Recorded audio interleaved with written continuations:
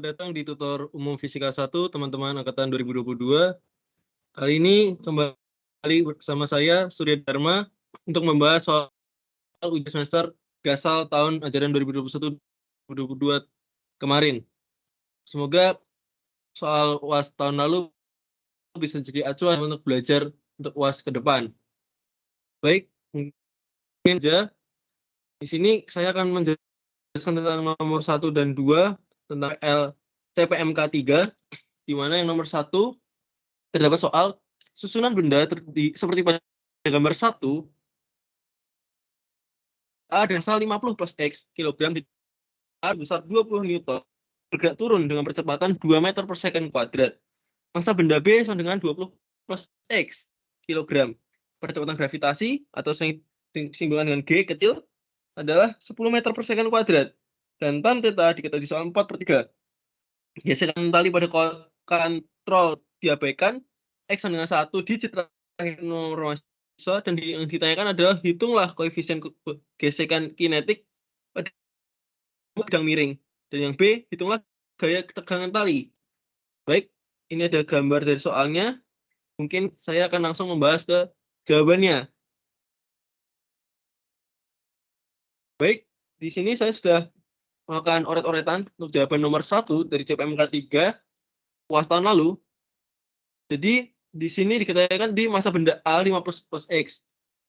FYI mungkin NPM saya di digit terakhirnya ada 0 kebetulan. Jadi 50 plus 0 sama dengan 50 kg, di mana dari massa itu kita bisa mencari berat atau sering disebut dengan W. WA sama dengan MA, massa A dikalikan G atau percepatan gravitasi buminya. 50 dikali 10 hasilnya 500 Newton. Kemudian di soal diketahui F-nya 20 Newton, kecepatan yang disimbolkan dengan A kecil itu 22 meter per second kuadrat, mohon maaf. Mungkin kemudian ada massa benda B, itu 20 plus X, atau dengan 20 plus 0 sama dengan 20 kg, di mana massa benda B kita juga bisa mencari WB atau berat benda B dengan rumus MB dikali G atau percepatan gravitasinya, sama dengan 20 kali 10 sama dengan 200 Newton. Satuannya ada Newton kalau berat, sedangkan kalau massa itu kilogram. Kemudian di soal tadi juga diketahui G-nya atau percepatan gravitasi buminya ada sebesar 10 meter per second kuadrat, dan X ada 1 digit terakhir nomor mahasiswa masing-masing, di mana saya kebetulan ada 0. Jadi saya tulis 0. Kemudian gambarnya yang harus kita lakukan pertama kali untuk menjawab soal ini adalah menggambar, teman-teman. Mengapa harus menggambar terlebih dahulu baru menulis rumus dan menjawab? Agar kita punya gambaran umum atau gambaran dari konsep yang kita bayangkan ketika mau menuliskan rumus dari suatu jawaban. Jadi kita bisa membayangkan terlebih dahulu dengan menggambar itu. Nah, di soal itu tadi kan udah ada gambar dasarnya seperti ini, teman-teman. Hanya ada F, A ke atas, A miring, theta, benda A, benda B. Nah, kita semua tuliskan gaya-gaya yang diketahui di soal pada benda ini, bidang yang digambar di soal. Nah, di sini kan kita punya WA. WA itu kan berat A. WA itu kan arahnya selalu ke bawah, sedangkan gaya normal, gaya ada selalu tegak lurus bidang. Ada WB juga selalu ke bawah, sebesar 200 Newton, WA tadi 500 Newton. Kemudian W itu kita proyeksikan, teman-teman, kalau searah bidang itu W sin theta, kalau tegak lurus bidang itu W cos theta, atau W sin alpha atau W cos alpha, teman-teman. Kemudian tentu logikanya ketika ada benda meluncur, itu mempunyai F geser, teman-teman. Kenapa mempunyai F geser? Untuk sebagai penghambat benda itu meluncur agar tidak terlalu licin dan menerjang papan itu dengan kecepatan tinggi. Jadi perlu mesti ada F gesek. Kemudian kita ada A-nya atau percepatan. Nah, di sini kan ada tali katrol, teman-teman. Logikanya ketika ada percepatan ke atas, percepatan miring, dan ada benda itu, benda A menarik benda B, dan kemudian ada F juga, pasti ada namanya gaya tegangan tali, teman-teman, yang terjadi pada tali katrol. Maka di sini kita ada TA dan TB. Kemudian disoalkan kita juga tan theta adalah 4/3, teman-teman. Nah, tan itu kan rumusnya depan per samping atau sering disingkat tan desa, sin itu depan per miring atau dan cos itu ada cos sami, samping per miring. Sehingga kita bisa gambarkan dengan bentuk segitiga Pitagoras, teman-teman. Di tan desa depan per samping berarti depannya ada sampingnya ada 3, berarti depan 4, samping 3. Otomatis sisi miring logikanya hafalan, mungkin kalau udah hafal kita belum hafal ya pakai akar untuk menghitung segitiga Pythagoras ini, itu hasilnya ada 5. Jadi kita dari tan theta itu dengan imajinasikan gambar ini, kita bisa mencari sin theta itu berapa sih, cos theta itu berapa, dengan dilihat dari gambar. Sin demi depan per miring, berarti 4/5. Cos samping per miring, berarti cos theta-nya adalah 3/5. Kemudian, setelah itu teman-teman, yang ditanyakan di soal itu kan koefisien gesek kinetik pada muka bidang miring atau muka. Dan yang B itu gaya yang tadi. Maka dari itu kita harus menjawab yang A terlebih dahulu. Kita masukkan rumus pada sigma F sama dengan M dikali A. Sigma F itu apa sih? Sigma F adalah semua gaya yang bekerja pada bidang miring tersebut. Itu ada apa aja? Kita lihat W sin alpha ditambah F dikurangi F gesek dikurangin T ditambah T karena saya menghilangkan, kemudian dikurangi B, WB maksudnya. Karena kan berlawanan arahnya. Nah, dengan MA ditambah MB sama dengan A dikalikan A percepatannya. Kenapa MA ditambah MB untuk mencapai nilai M? Karena di sini ada 2 benda yang harus kita jumlahkan, teman-teman. Nah, di sini kita substitusi saja angkanya yang sudah kita hitung tadi. Nah, di sini W sin alpha, W cos alpha kita bisa hitung di sini WA cos alpha-nya jadi 500, WA-nya 500 kan tadi saya ketemu. Dikali 3/5 dari nilai cos theta dengan 300 Newton. Kemudian nilai dari WA sin theta dengan 500 atau nilai dari WA-nya berat benda A dikalikan nilai dari sin theta 4/5, hasilnya karena 500 bagi 5 bisa coret jadinya 100 dikali 4 hasilnya 400 Newton, teman-teman. Kemudian N itu selalu besarnya sama dengan W. A selalu N itu sebenarnya besarnya selalu sama dengan W. Nah, di sini kan posisi karena ini bidang miring dan kita proyeksikan, maka itu dalam kasus ini N itu tidak sama dengan W, tetapi sama dengan yang tegak lurus, bukan tegak lurus, maksudnya yang berlawanan langsung dengan gaya N-nya. Di sini kan WA cos alpha, jadinya kita sama dengan WA cos alpha karena yang berlawanan langsung arahnya itu kan WA cos alpha, sedangkan kalau misalnya disandingkan dengan WA itu kan arahnya tidak langsung berlawanan kan. Jadi seperti itu, teman-teman. Jadi WA cos alpha 3 garis Newton, berarti N-nya juga 3 garis Newton. Kemudian kita substitusi, teman-teman, semua nilai itu masuk ke sini. Terus ini 400 Newton min M mu K dikali 300. Mu K dikali 300 itu apa sih? Ada nilai dari F gesek. Seperti yang kita tahu, F gesek itu rumusnya adalah mu K dikalikan N. Jadi kita masukin angka-angkanya ke rumus ini. Ditambah 20, nilai dari F-nya. Dikurangi 200 itu nilai dari WB. Kenapa T-nya tidak kita masukin angka? Karena saya menghilangkan. Kenapa saya menghilangkan? Karena arahnya itu berlawanan, teman-teman. Kemudian, dengan 50 ditambah 20, atau MA ditambah MB-nya, dikalikan 2, atau nilai percepatannya, teman-teman. Ketemu saya 420, dikurangi mu K, dikalikan 300, min 200, sama dengan 70 dikali 2.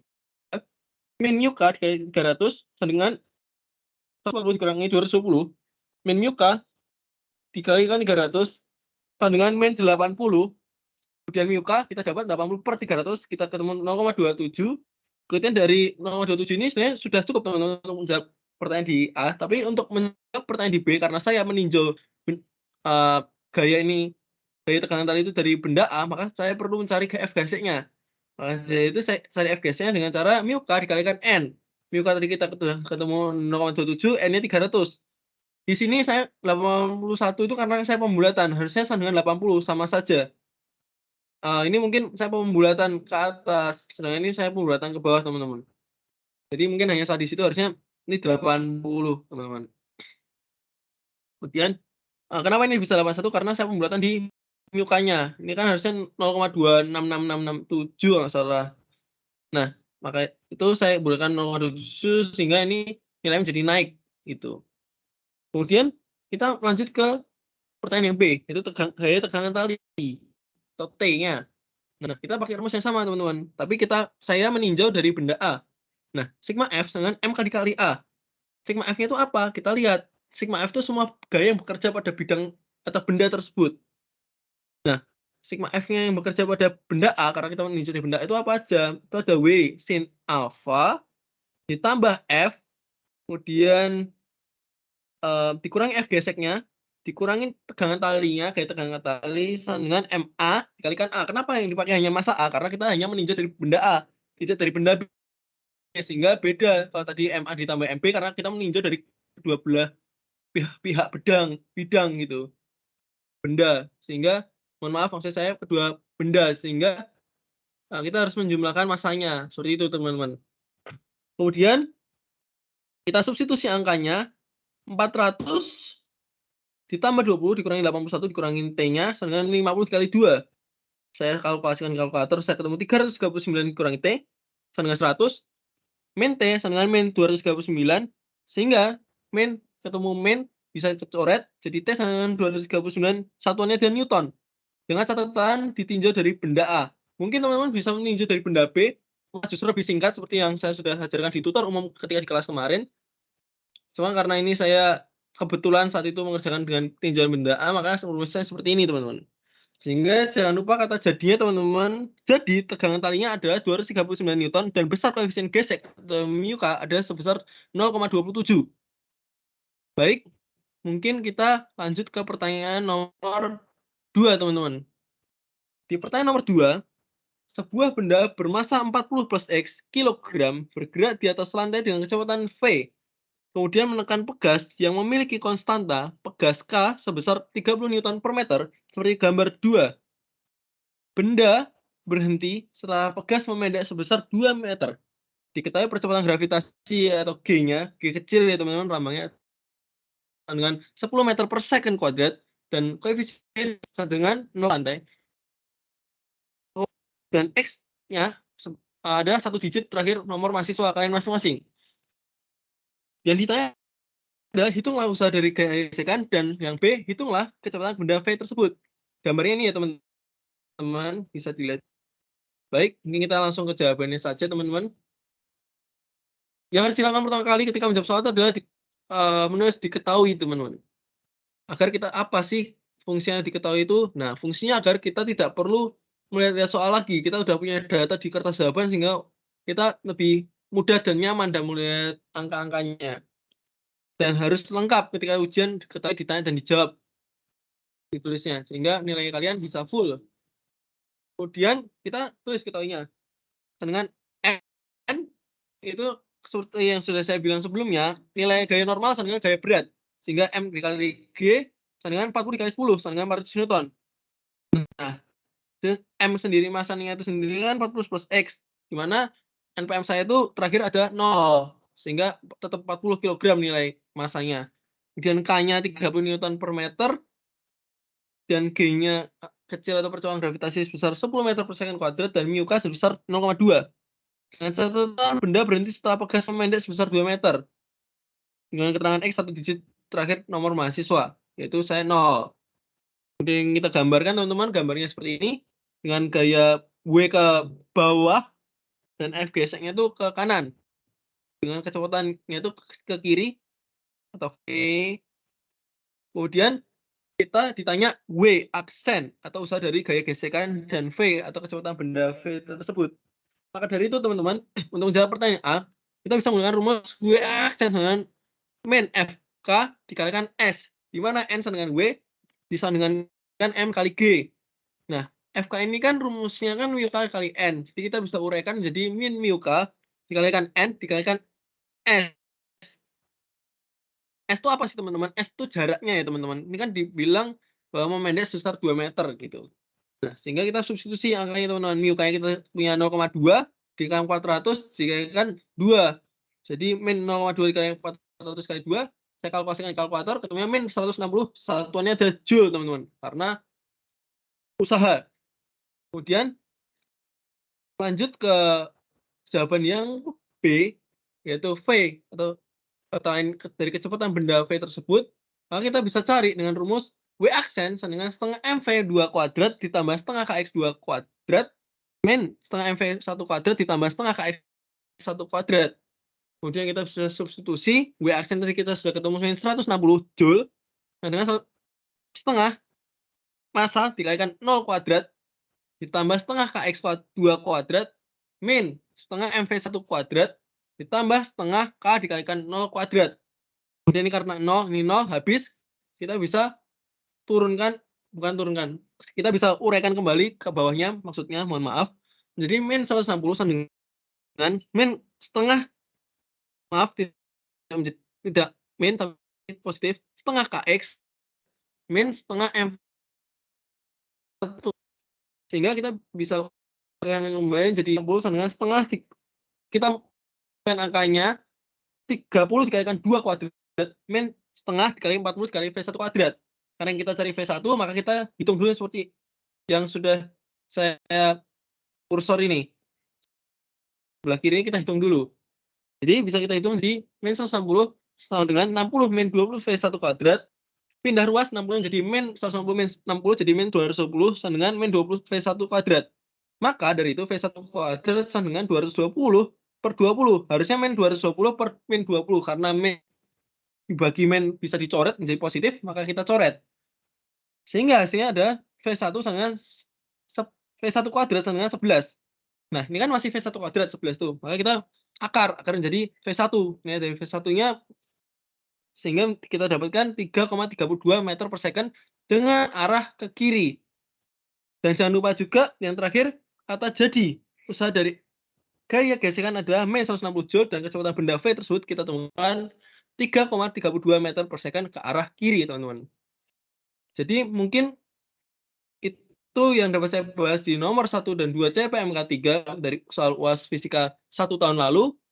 Semoga bermanfaat, dan untuk nomor 3 dan 4 selanjutnya akan dibahas oleh Kak Yela. Sekian dan terima kasih, teman-teman. Oke, sekarang ke soal selanjutnya. Bisa dilihat ini ada peluru ditembakkan ke sebuah balok, ada masanya dan ada kecepatannya. Menjadi pertanyaannya adalah hitung kecepatan balok sesaat setelah ditembus peluru dan hitung jarak dan arah perpindahannya. Pertama, tulis dulu diketahuinya. Ada massa peluru 100 gram. Ini aku X-nya pakai 0 ya, sesuai NPM-ku terakhirnya 0. Kemudian kecepatan pelurunya atau VP itu 220 meter per second. Massa baloknya 9 kilo. Terus kecepatan baloknya 1. Terus ada koefisien gesek kinetiknya 0,18 dan gravitasnya 10. Sekarang kita cari kecepatan balok setelah peluru ditembus. Jadi, kita pakai gunakan hukum kekekalan momentum. Jadi, massa dan maksudnya momentum sebelum dan sesudah itu pasti sama. Jadi, sebelum peluru tembus ke balok itu harus sama dengan peluru setelah sudah masuk ke baloknya itu. Rumus momentum sendiri kan massa kali kecepatan. Ya, jadi tinggal masukin aja massa balok kali kecepatan balok ditambah massa peluru dikali kecepatan peluru sama dengan massa total dikali kecepatan setelah peluru dan balok itu bersatu. Nah, untuk ini kan berubah nih dari plus jadi minus nih. Ini plus jadi minus. Itu karena kecepatan peluru itu arah pelurunya itu ke kiri. Jadi permisalannya kalau ke kanan itu plus, kalau ke kiri itu minus. Jadi kecepatan baloknya plus dan kecepatan pelurunya itu minus. Kemudian tinggal dimasukin angkanya. Ini 9 terus dikurang 22 sama dengan 9,1 kecepatan setelahnya. Kemudian tinggal kita pindahin terus didapat hasilnya 1,43 meter per second. Karena hasilnya, maaf ini ada kesalahan. Jadi karena hasilnya kan harusnya minus, berarti arahnya ke kiri. Harusnya ke kiri kecepatannya. Kemudian untuk jarak S dan arah perpindahannya kita pakai hubungan rumus usaha dan energi kinetik. Jadi rumus usaha itu kan ada gaya dikali perpindahan sama delta energi kinetik. Energi kinetik sendiri rumusnya setengah mv kuadrat. Tinggal kita masukin aja rumusnya, masih sama kayak tadi. Kecepatan peluru kita buat minus karena arahnya ke kiri. Kemudian didapat hasil minus 6,5 Newton per meter. Terus kita pakai rumus usaha yang kedua yaitu gaya kali perpindahan. Gayanya sendiri di sini ada gaya gesek. Gaya geseknya itu kalau dipecahkan jadi mu k kali n. N itu dari gaya normalnya. Gaya normal itu kan sama aja kayak gaya berat. Jadi dia tuh satu garis lurus. Jadi mu k sama dengan 0,18 terus gaya normalnya 10 kali 9,1, 10 ini dari gravitasi, 9,1 tuh dari massa total. Jadi ini anggapannya ini W, tapi kan karena N sama dengan W, jadi kita masukin aja. Terus ini dikali S itu yang kita cari. Nanti setelah dihitung hasilnya 16,38 S. Kemudian tinggal kita samain aja W sama dengan W. Minus 6,5 ini kita pindahin sama dengan terus 16,38 S. Kemudian kita pindahin hasilnya minus 0,396 meter. Nah, ini karena hasilnya minus, jadi perpindahannya ke arah kiri. Ini jangan lupa ya ingat-ingat lagi yang kecepatan tadi harusnya ke arah kiri karena minus. Kemudian lanjut ke soal berikutnya. Ini tentang lintasan partikel. Diketahui itu frekuensinya 0,25 Hz, terus amplitudonya 5 cm, terus kemudian posisi awalnya 3 cm. Kemudian ditanyakan persamaan lintasan partikel, gambar grafik lintasan dan waktu, kemudian di mana posisi partikel saat T sama dengan 6 second. Yang pertama, persamaan lintasan partikel. Kan lintasan itu rumusnya X sama dengan A kali sin omega T tambah theta. Omega sendiri rumusnya 2πf. 2πf ini tinggal kita masukin aja rumusnya. Pi-nya nggak usah dihitung, nggak apa-apa. Kita jadiin 0,5 pi. Kemudian sin theta-nya kita cari dari X0 per A. X0 per A ini didapat dari rumus sin demi. Sin itu kan rumusnya depan per miring. Jadi kalau ini sebuah bandul terus diayunkan, ini tuh kan ada amplitudonya di sini. Kemudian ini jarak perpindahan itu X0. Nah, theta-nya kan di sini sudutnya. Berarti kalau untuk cari sin-nya itu tinggal depan per miring. X0 per A. Terus tinggal kita masukin. Terus didapat sin-nya 0,6, kemudian untuk cari tetanya mungkin teman-teman bisa coba di kalkulator itu pakai sin pangkat min 1 kali hasilnya tadi. Didapat nanti sudutnya itu 36,87. Terus kita tinggal masukin aja. Jadi persamaan lintasannya itu 5 kali sin dalam kurung 0,5 pt ditambah 36,87. Kemudian lanjut gambar grafik lintasan dan waktu. Gambar grafik lintasan dan waktu ini didapat dari tinggal kalian masukin aja permisalan waktunya. Misalnya ambil waktunya 1, 2, 3, 4 kalau aku di sini. Nanti untuk dapat Y-nya atau lintasannya, kalian tinggal masukin ke rumus persamaan lintasannya. Nah, kalau udah aku hitung tadi tuh hasilnya seperti ini kalau T-nya dimisalkan 1, 2, 3, dan 4. Kemudian nanti dapat grafiknya seperti ini.